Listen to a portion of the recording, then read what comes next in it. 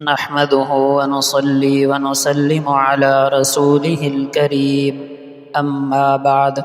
محترم دوستو اور بزرگوں، اللہ اور اس کے رسول کی ہر نافرمانی گناہ کہلاتا ہے۔ اہل علم نے قرآن و سنت کی روشنی میں گناہ کی دو قسمیں بیان کی ہیں، صغیرہ یعنی چھوٹے گناہ اور کبیرہ یعنی بڑے گناہ، اور یہ تقسیم قرآن میں موجود ہے۔ سورہ نساء میں فرمایا ان تجتنبوا کبائر ما تنہون عنہ نکفر عنکم سیئاتکم وندخلکم مدخلا کریما، کہ اگر تم ان بڑے اور کبیرہ گناہوں سے بچتے رہو جن سے تمہیں منع کیا گیا تو ہم تمہاری برائیوں کو مٹا دیں گے اور تمہیں عزت کی جگہ میں داخل کریں گے۔ سورہ نساء آیت نمبر 31۔ اس آیت کریمہ میں اللہ جل شانہ نے دو طرح کے گناہوں کا ذکر فرمایا ہے، کبائر یعنی بڑے گناہ اور سیئات جن سے مراد صغیرہ گناہ ہیں۔ سورہ نجم میں ارشاد فرمایا الذين يجتنبون كبائر الإثم والفواحش إلا اللمم إن ربك واسع المغفرة۔ ترجمہ، نیک لوگ تو وہ ہیں جو بڑے گناہوں سے اور بے حیائی کے کاموں سے بچتے ہیں، ہاں چھوٹے گناہ ان سے سرزد ہو سکتے ہیں، بے شک تیرا رب بڑا مغفرت فرمانے والا ہے۔ سورہ نجم آیت نمبر 32۔ اس آیت کریمہ میں بھی اللہ جل شانہ نے دو قسم کے گناہوں کا ذکر فرمایا، نمبر 1 بڑے گناہ اور نمبر 2 لمم۔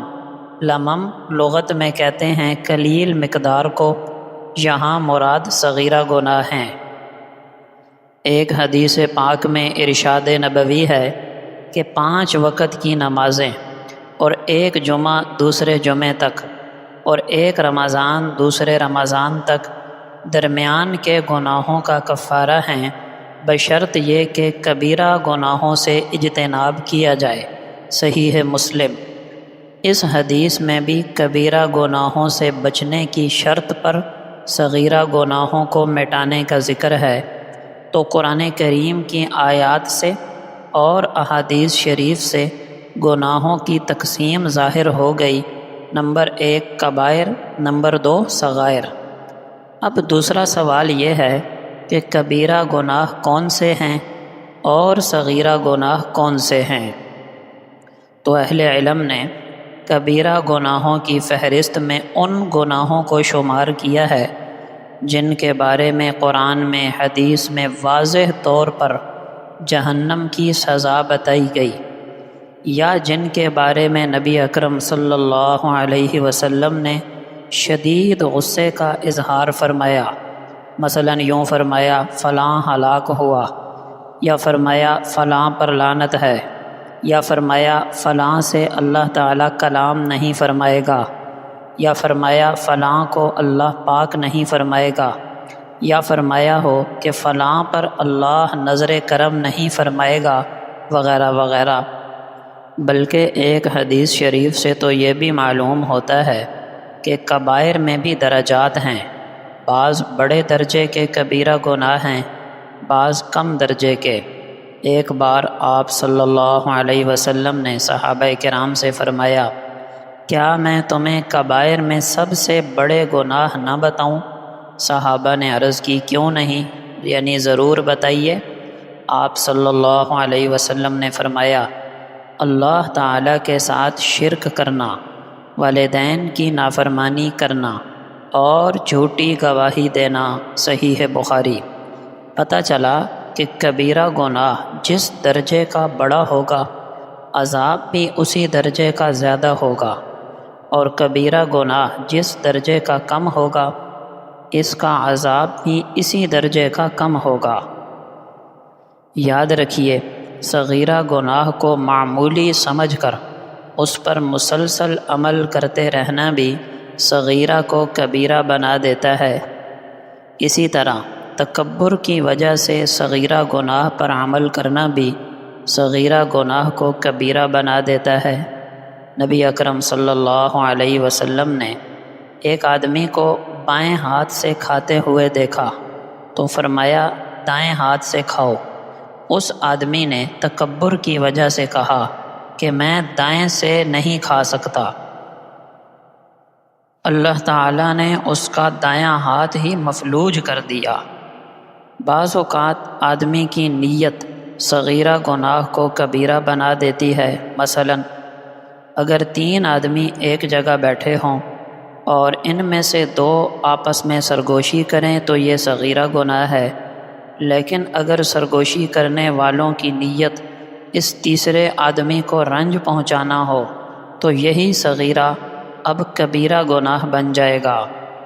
بعض اوقات صغیرہ گناہ کا نتیجہ اسے کبیرہ بنا دیتا ہے۔ مثلاً کسی عورت کا غیر محرم مرد کے ساتھ نرم آواز سے گفتگو کرنا، اگرچہ وہ گفتگو جائز اور ضرورت کی ہو لیکن نرم لہجے میں ہو تو یہ صغیرہ ہے، لیکن اگر اس کا نتیجہ آگے ناجائز گفتگو پر منتج ہو اور ناجائز تعلقات پر تو پھر یہ صغیرہ بھی کبیرہ بن جائے گا۔ یہ بات تو واضح ہے کہ کبیرہ گناہ کے مرتکب پر جہنم واجب ہو جاتی ہے۔ بعض کبیرہ گناہوں کی شدت اور سنگینی کی وجہ سے رسول اکرم صلی اللہ علیہ وسلم نے ان کی الگ الگ سزاؤں کا ذکر بھی فرمایا ہے۔ مثلا عشاء کی نماز چھوڑنے والے کا سر پتھروں سے کچلا جائے گا، زکوٰۃ چھوڑنے والے، زکوٰۃ نہ دینے والے کے گلے میں زہریلا سانپ ڈالا جائے گا جو اسے کاٹ کھائے گا، ڈسے گا، روزہ چھوڑنے والے کو الٹا لٹکا کر اس کے جبڑے چیرے جائیں گے، جھوٹ بولنے والے کے جبڑے، آنکھ اور نتنے گدی تک باری باری چیرے جائیں گے، غیبت کرنے والے تانبے کے ناخنوں سے اپنے چہرے کا گوشت نوچیں گے، شراب پینے والوں کو جہنمیوں کے جسم سے نکلنے والی پیپ پلائی جائے گی، زناکار مردوں عورتوں کو ننگے بدن آگ کے تنور میں جلایا جائے گا، تکبر کرنے والوں کو چیونٹیوں کی شکل دے کر ذلیل کیا جائے گا، خودکشی کرنے والے جہنم میں بار بار اپنے آپ کو خودکشی کے طریقے سے قتل کرتے رہیں گے، دوسروں کی باتیں چھپ کر سننے والوں کے کانوں میں سیسا پگھلا کر ڈالا جائے گا، سود کھانے والا خون کے سمندر میں غوطہ کھائے گا، وغیرہ وغیرہ۔ یہ ساری باتیں احادیث میں موجود ہیں۔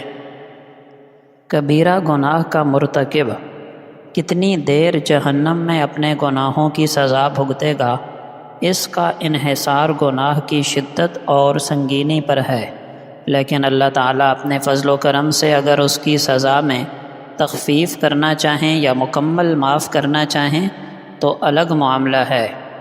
صغیرہ گناہ وہ ہیں جن سے اللہ اور اس کے رسول نے منع تو فرما دیا لیکن ان کی سزا بیان نہیں فرمائی یا ان کے بارے میں شدید الفاظ استعمال نہیں فرمائے یا اظہار ناراضی نہیں فرمایا۔ لیکن یاد رکھیے کبیرہ گناہ کی نیت یا ارادہ بھی صغیرہ گناہ شمار ہوتا ہے، البتہ جب آدمی عمل کر گزرے تو وہ کبیرہ بن جاتا ہے۔